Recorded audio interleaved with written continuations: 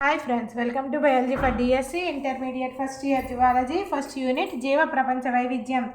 ఈ యూనిట్లో 1.10 జీవ వైవిధ్యం గురించి డిస్కస్ చేస్తున్నాం కదా. ఈ వీడియోలో మనం IUCN వారి రెడ్ డేటా పుస్తకాలు, భారతదేశంలో వన్యప్రాణి సంరక్షణ, అదేవిధంగా భారతదేశంలో అంతరిస్తున్న జంతు జాతులను గురించి ఈ వీడియోలో డిస్కస్ చేద్దాం. ఫస్ట్ IUCN వారి రెడ్ డేటా పుస్తకాలు.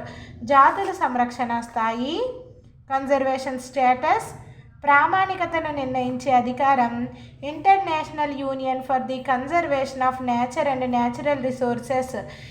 జాతుల సంరక్షణ స్థాయి, ప్రామాణికతను నిర్ణయించే అధికారం international union for the conservation of nature and natural resources IUCN అనే సంస్థకి ఉంది. అన్ని జీవులలో ముప్పు వాటిల్లుతున్న జాతులను IUCN ప్రచురించే రెడ్ డేటా పుస్తకంలోని పట్టికలో పేర్కొంటారు. అన్ని జీవులలో ముప్పు వాటిల్లుతున్న జాతులను IUCN ప్రచురించే రెడ్ డేటా పుస్తకంలోని పట్టికలో పేర్కొంటారు. ముప్పు వాటిల్లే ప్రమాద స్థాయి ఆధారంగా జీవజాతులను వివిధ కేటగిరీలుగా వర్గీకరించారు. వాటిలో ప్రధాన కేటగిరీలు మొదటిదేంటి? వాటిలోని ప్రధాన కేటగిరీలు 3 అన్నమాట. ప్రమాద స్థాయిలో అంతరించిపోతున్న జాతులు క్రిటికల్లీ ఎండేంజర్డ్, రెండవది అంతరించిపోతున్న జాతులు ఎండేంజర్డ్, మూడవది భవిష్యత్తులో అంతరించే అవకాశం ఉన్న జాతులు వల్నరబుల్. నెక్స్ట్, భారతదేశంలో వన్యప్రాణి సంరక్షణ. భారతదేశంలో వన్యప్రాణి సంరక్షణ శాసనాలు. నెక్స్ట్, భద్రపరచడం, సంస్థాగత సంరక్షణ. ఈ మూడేంటి అనే 3 పద్ధతుల ద్వారా జరుగుతుంది భారతదేశంలోని వన్యప్రాణి సంరక్షణ శాసనాలు. 1 భద్రపరచడం ప్రిజర్వేషన్, 2 సంస్థాగత సంరక్షణ ఆర్గనైజేషనల్ ప్రొటెక్షన్ అనే 3 పద్ధతుల ద్వారా మన భారతదేశంలో వన్యప్రాణి సంరక్షణ అనేది జరుగుతుంది. భారతదేశంలోని వన్యప్రాణి సంరక్షణ శాసనాలు ఫస్ట్ అంటే ఇక్కడే చట్టాలే. వన్యప్రాణి సంరక్షణ చట్టం 1972 నిబంధనలను అనుసరించి ముప్పు వాటిల్లుతున్న వన్యప్రాణులను చంపడం కఠినంగా నిషేధించడమైనది. వన్యప్రాణి సంరక్షణ చట్టం 1972 నిబంధనలను అనుసరించి ముప్పు వాటిల్లుతున్న వన్యప్రాణులను చంపడం కఠినంగా నిషేధించడమైనది. దీని ప్రకారం వన్యప్రాణి ఉత్పత్తుల ఏనుగు దంతాలు, ఖడ్గమృగం కొమ్ములు మొదలైనవి క్రయ విక్రయాలు శిక్షించదగిన నేరం. నెక్స్ట్, రెండవది ఏమనుకున్నాం మనం భారతదేశంలో వన్యప్రాణి సంరక్షణలో? రెండవది భద్రపరచడం ప్రిజర్వేషన్. వైవిధ్యం గల మొక్కలను, జంతువులను, జాతీయ పార్కులు, అభయారణ్యాలు, జీవగోళ సురక్షిత కేంద్రాలు, పావన వనాలు మొదలైన వాటి సహజ ఆవాసాల్లోనే సంరక్షించడం జరుగుతుంది. చదువుకున్నాం కదా మనం ఇవి. జీవగోళ, జాతీయ పార్కులు, అభయారణ్యాలు, జీవగోళ సురక్షిత కేంద్రాలు, పావన వనాలు, ఇవన్నీ వాటి సహజ ఆవాసాల్లోనే సంరక్షించడం జరుగుతూ ఉంది. నెక్స్ట్ ఏంటి? సంస్థాగత సంరక్షణ. భారతదేశ వన్యజాతులు వినాశనానికి గురి కాకుండా కాపాడడానికి సంస్థలను స్థాపించడం జరిగింది. సంస్థాగత సంరక్షణ అంటే ఏంటి? సంస్థలు ఉంటాయి, ఆర్గనైజేషనల్ ప్రొటెక్షన్. 2 సంస్థలు ఏంటి? భారతదేశ వన్యప్రాణి సంరక్షణ సొసైటీ డెహ్రాడూన్లో ఉంది. ఇది wild life protection society of India ఎక్కడుంది? ఇది Dehradun. Next, zoological survey of India కోల్కతాలో ఉంది. నెక్స్ట్, జీవ వైవిధ్య సంరక్షణ ఒక ప్రాపంచిక అవసరం. జీవ వైవిధ్య సంరక్షణ అనేది అంటే ఒక ప్రపంచ స్థాయిలో అవసరం. అది జీవ వైవిధ్యాన్ని కాపాడడం. మన గ్రహానికి చెందిన వైవిధ్య జీవజాతుల సంరక్షణ అన్ని దేశాల ఉమ్మడి బాధ్యత. దీనికోసం 1992 సంవత్సరం బ్రెజిల్ రాజధాని రియో డి జనీరోలో జరిగిన ధరిత్రి సదస్సు, అలాగే దక్షిణాఫ్రికా రాజధాని జోహెన్స్బర్గ్లో జరిగిన సుస్థిర అభివృద్ధి కోసం ప్రపంచ సదస్సులో రూపంలో ముందడుగు వేయడం జరిగింది. ప్రపంచ ప్రాంతీయ స్థానిక స్థాయిలలో ప్రస్తుతం బయోడైవర్సిటీ అధిక క్షీణతలో గణనీయమైన తగ్గుదలని తీసుకురావాల్సిన ఆవశ్యకతని ఈ సదస్సులో గుర్తించారు. మన జీవ ప్రపంచ వారసత్వాన్ని, లెగసీని భవిష్యత్ తరాలకి అందజేయడానికి విస్తృత చర్యలు తీసుకోవాల్సి ఉంది. 1992 సంవత్సరం బ్రెజిల్ రాజధాని రియో డి జనీరోలో జరిగిన ధరిత్రి సదస్సు జరిగింది. ఇది ఇంపార్టెంట్ మనకి. 1992 సంవత్సరం బ్రెజిల్ రాజధాని రియో డి జనీరోలో జరిగిన ధరిత్రి సదస్సు, అలాగే దక్షిణాఫ్రికా రాజధాని జోహెన్స్బర్గ్లో సుస్థిరాభివృద్ధి కోసం జరిగిన ప్రపంచ సదస్సు world summit on sustainable development రూపంలో ముందడుగు వేయడం జరిగింది.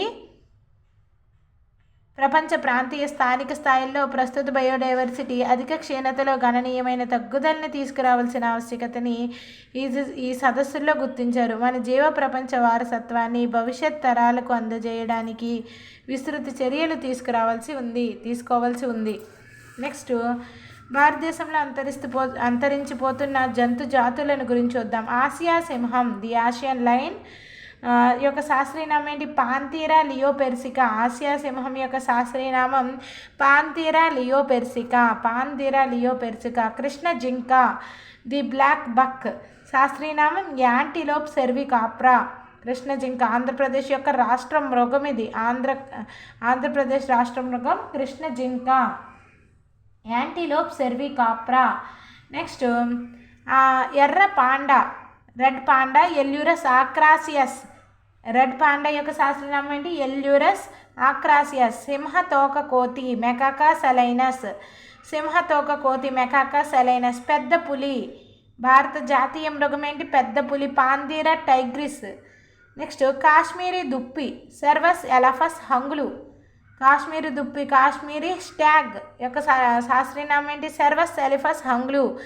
ఆసియా ఏనుగు, ఎలిఫస్ మ్యాక్సిమస్ ఇండికస్. నెక్స్ట్, మరుగుజ్జు పంది, సస్ సాల్వేనియస్. మరుగుజ్జు పంది యొక్క శాస్త్రీయనామం సస్ సాల్వేనియస్. సైబీరియా కొంగ యొక్క శాస్త్రీయనామం గ్రస్ లూకోజెరానస్. సన్నని లోరిస్ యొక్క శాస్త్రీయనామం లోరిస్ టార్డిగ్రేడస్. ప్రకృతి వైవిధ్యం ప్రదర్శించే జీవులు గల ఒక భాండాగారం. ఈ ప్రాకృతిక క్షేత్రంలోకి అనవసర చొరబాటు దాని సమతుల్యాన్ని నాశనం చేస్తుంది. కాబట్టి ప్రకృతి పరిరక్షణ అన్ని దేశాల ఉమ్మడి బాధ్యత. భవిష్యత్ తరాల కోసం ప్రకృతిని సంరక్షించడానికి ప్రతి ఒక్కరూ స్వయంగా చొరవ తీసుకోవాలి. ఇప్పుడు మనం పారిభాషిక పదకోశాన్ని కూడా చూద్దాం. పోషణ, శారీరక పెరుగుదల, జీవనాన్ని కొనసాగించడానికి అవసరమైన ఆహారాన్ని గ్రహించి జీర్ణించుకొని శోషించుకునే ప్రక్రియ పోషణ. మాంసకృత్తులు, ఇవి గతిజ స్థూలాణువులు. ఇవి దేహంలోని వివిధ విధులను నిర్వహిస్తాయి. ఇవి అమైనో ఆమ్లాలు ఒకదానితో ఒకటి పెప్టైడ్ బంధాల ద్వారా బంధించబడి తయారయ్యే పాలిమర్ గొలుసులే ప్రోటీన్లు. కేంద్రక పూర్వజీవులు, కేంద్రక త్వచాన్ని కలిగి ఉండని ఏకకణ జీవులు కేంద్రక పూర్వజీవులు. నిజకేంద్రక జీవులు అంటే ఏంటి? కేంద్రకం చుట్టూ త్వచాన్ని ఇతర త్వచ సహిత కణాంగాలను కలిగిన జీవులు నిజకేంద్రక జీవులు. నెక్స్ట్, గ్లైకోజన్, జంతువుల దేహంలో నిల్వ ఉండే పిండి పదార్థం గ్లైకోజన్. నెక్స్ట్, సకశేరుకాలు, ఈ వర్గపు జంతువులు జీవితంలో ఏదో ఒక దశలో పృష్ఠ వంశాన్ని కలిగి ఉంటాయి. సకశేరుకాలు ఈ వర్గపు జంతువులు జీవితంలో ఏదో ఒక దశలో పృష్ఠ వంశాన్ని కలిగి ఉంటాయి, అందుకనే సకశేరుకాలు అంటారనమాట. నెక్స్ట్, వర్గ వికాసం, జీవి యొక్క పరిణామ చరిత్ర. ఫైలోజెనీ అంటే ఏంటి? జీవి యొక్క పరిణామ చరిత్ర వర్గ వికాసం. నెక్స్ట్, క్రియాస్వామ్య లక్షణాలు. ఎనలోగస్, అవయవాల నిర్మాణంలో ఒకే పోలికలు ఉండనప్పటికీ వేరువేరు జీవులలో ఒకే పనిని చేసే అవయవాలు. పక్షి రెక్క, సీతాకోక చిలుక రెక్క, ఇవేంటి? క్రియాసామ్య లక్షణాలు. అవయవాల నిర్మాణంలో ఒకే పోలికలు ఉండనప్పటికీ వేరు జీవులలో ఒకే పనిని చేసే అవయవాలు. పక్షి రెక్క, సీతాకోక చిలుక రెక్క ఇవి. నెక్స్ట్, స్థాయి సంగమం, జనాభాలోని జీవుల మధ్య వర్ణం ఎంపిక ద్వారా జరిగే సంగమం లేదా యాదృచ్ఛిక సంగమానికి వ్యతిరేకం. నెక్స్ట్, కణజాలం, ఒకే రకమైన జననాన్ని కలిగి ఒక అవయవంలో నిర్దిష్ట విధిని నిర్వహించే కణాల సమూహం కణజాలం. ఒకే రకమైన జననాన్ని కలిగి ఒక అవయవంలో నిర్దిష్ట విధిని నిర్వహించే కణాల సమూహం కణజాలం. నెక్స్ట్, జాంతవ భక్షణ, జంతువుల ఆహారాన్ని గ్రహించే విధానం. ఘన లేదా ద్రవరూప సేంద్రియ పదార్థాన్ని సంగ్రహించే పోషణ విధానం జాంతవ భక్షణ. జంతువుల ఆహారాన్ని గ్రహించే విధానం. ఘన లేదా ద్రవరూప సేంద్రియ పదార్థాన్ని సంగ్రహించే పోషణ విధానాన్ని జాంతవ భక్షణ అంటారు. నెక్స్ట్, టీనోఫరా, కంకయిత జెల్లీలు అనే జంతువులను కలిగిన అకశేరుక వర్గం టీనోఫరా. కంకయిత జెల్లీలు అనే జంతువులను కలిగిన అకశేరుక వర్గం టీనోఫరా.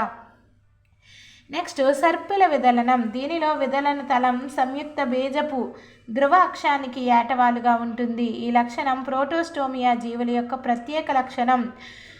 సర్పిల విదలనం, దీనిలో విదలన తలం సంయుక్త బీజపు ద్రవాక్షానికి ఏటవాలుగా ఉంటుంది. ఈ లక్షణం ప్రోటోస్టోమియా జీవుల యొక్క ప్రత్యేక లక్షణం సర్పిల విదలనం అనేది.